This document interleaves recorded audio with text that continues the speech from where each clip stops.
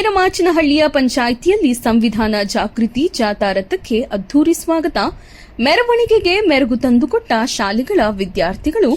ಚಿಂತಾಮಣಿ ಸಂವಿಧಾನ ಜಾಗೃತಿ ಜಾಥಾವು ಶುಕ್ರವಾರ ಗ್ರಾಮೀಣ ಭಾಗದ ಪೇರಮಾಚನಹಳ್ಳಿ ಗ್ರಾಮಕ್ಕೆ ಆಗಮಿಸಿದಾಗ ಅದ್ದೂರಿಯಾಗಿ ಸ್ವಾಗತಿಸಲಾಯಿತು. ವಿದ್ಯಾರ್ಥಿಗಳು, ವಿವಿಧ ಇಲಾಖೆಗಳ ಅಧಿಕಾರಿಗಳು, ದಲಿತ ಸಂಘಟನೆಯ ಮುಖಂಡರು, ಕಾರ್ಯಕರ್ತರು, ಸಾರ್ವಜನಿಕರು ನೂರಾರು ಸಂಖ್ಯೆಯಲ್ಲಿ ಉಪಸ್ಥಿತರಿದ್ದು ಜಾಥಾವನ್ನು ಬರಮಾಡಿಕೊಂಡರು.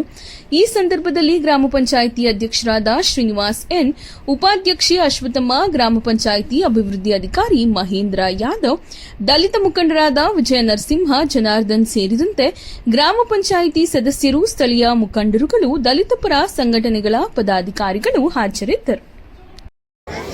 ಮತ್ತು ಅದರ ಸಮಸ್ತ ನಾಗರಿಕರಿಗೆ ರಾಜಕೀಯ ನ್ಯಾಯ, ವಿಚಾರ, ಅಭಿವ್ಯಕ್ತಿ, ವಿಶ್ವಾಸ.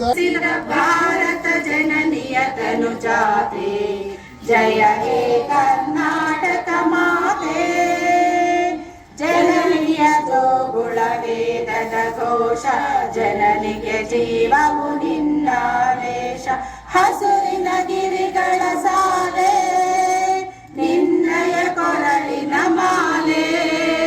ಕಪಿಲ ಪತಂಜಲ ಗೌತಮ ಜನನುತ, ಭಾರತ ಜನನಿಯ ತನು ಜಾತೆ, ಜಯ.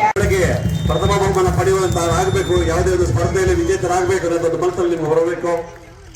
ಏನು ಈಗ ಕಾರ್ಯಕ್ರಮ ತಡವಾಗಿದೆ, ಮುಂದಿನ ಪಂಚಾಯಿತಿಯಲ್ಲಿ ಪ್ರಚಾರ ಮಾಡೋದಕ್ಕೆ ನಾವು ಶ್ರಮ ವಹಿಸಬೇಕು. ಏನು ಪ್ರತಿಜ್ಞೆ ಮಾಡಿದೀವಿ ಅದನ್ನು ನಾವೆಲ್ಲರೂ ಪಾಲನೆ ಮಾಡಬೇಕು, ಜೀವನದಲ್ಲಿ ಅಳವಡಿಸ್ಕೋಬೇಕು. ಸಮರ್ಪಣೆ ಪಡ್ಕೊಂಡಿದೀವಿ ಅಂತ ಏನು ಪ್ರತಿಜ್ಞೆ ಮಾಡಿದೀವಿ ಅದನ್ನು ನಿಜವಾಗ್ಲೂ ಸಂರಕ್ಷಣೆ ಮಾಡಿಕೊಂಡು ನಾವು ಇವತ್ತು ಭಾರತವನ್ನು ಮುನ್ನಡೆಯಬೇಕಾದ್ರೆ ಗ್ರಾಮ ಪಂಚಾಯತಿ ಸದಸ್ಯರಿಂದ ಹಿಡಿದು ಮೊನ್ನೆ ಪ್ರಧಾನ ಹುದ್ದೆವರೆಗೂ, ರಾಷ್ಟ್ರಪತಿ ಹುದ್ದೆವರೆಗೂ ಯಾವ ರೀತಿ ನಡ್ಕೊಂತೀವಿ ಅದೆಲ್ಲನೂ ಸಂವಿಧಾನದಲ್ಲಿ ಅಡಕವಾಗಿರೋ ಅಂಶಗಳಿಂದಲೇ ನಡೀತಾ ಇದೆ. ಹಾಗಾಗಿ ಸಂವಿಧಾನದ ಮಹತ್ವವನ್ನು ಅರಿತುಕೊಂಡು ಎಲ್ಲರೂ ಸಂವಿಧಾನವನ್ನು ಪಾಲನೆ ಮಾಡೋಣ ಅಂತ ಈ ಸಮಯದಲ್ಲಿ ಹೇಳ್ತಾ ಪ್ರಾಸ್ತಾವಿಕ ನುಡಿಯೋದಕ್ಕೆ ನನಗೆ ಅವಕಾಶ ತಂದುಕೊಡ್ತಾರೆ.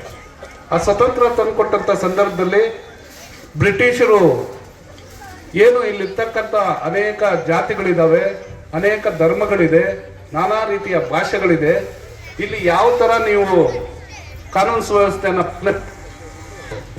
ಪಟೇಲ್ ಮತ್ತೆ ಬಾಬಾ ಸಾಹೇಬ್ ಅಂಬೇಡ್ಕರ್ ಇವರೆಲ್ಲ ಸೇರಿ ಈ ದೇಶಕ್ಕೆ ಒಂದು ಸಮಾನತೆ ಕೊಡ್ತಕ್ಕಂಥ ವಿಚಾರದಲ್ಲಿ ಒಂದು ಸಂಕಲ್ಪ ಮಾಡ್ತಾರೆ. ಆವಾಗ ಏನು ಬ್ರಿಟಿಷ್ ಆಡಳಿತ ಇದ್ದಂತ ಸಂದರ್ಭದಲ್ಲೇ ಬಾಬಾ ಸಾಹೇಬ್ ಅಂಬೇಡ್ಕರ್ ಅವರು ವಿದೇಶಗಳಲ್ಲಿ ಹೋಗಿ 14 ಡಿಗ್ರಿಗಳನ್ನ ಪಡೆದು ಅವರು ಪ್ರಜ್ಞಾವಂತರಾಗಿರ್ತಾರೆ.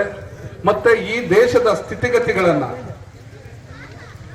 2500 ವರ್ಷಗಳ ಹಿಂದೆ ಏನೇನು ಈ ಭೂಮಿ ಮೇಲೆ ನಡೆದಿದೆ, ಯಾರ್ಯಾರು ಶೋಷಣೆಗೆ ಗುರಿಯಾಗಿದ್ದಾರೆ, ಇಲ್ಲಿ ಜಾತಿಗಳು ಹೆಂಗಾಯ್ತು ಅದೆಲ್ಲ ತಿಳಿದಂತ ಬಾಬಾ ಸಾಹೇಬ್ ಅಂಬೇಡ್ಕರ್ ಅವರಿಗೆ ಈ ಸಂವಿಧಾನ ಬರೆಯತಕ್ಕಂತ ಅವಕಾಶ ಬರುತ್ತೆ.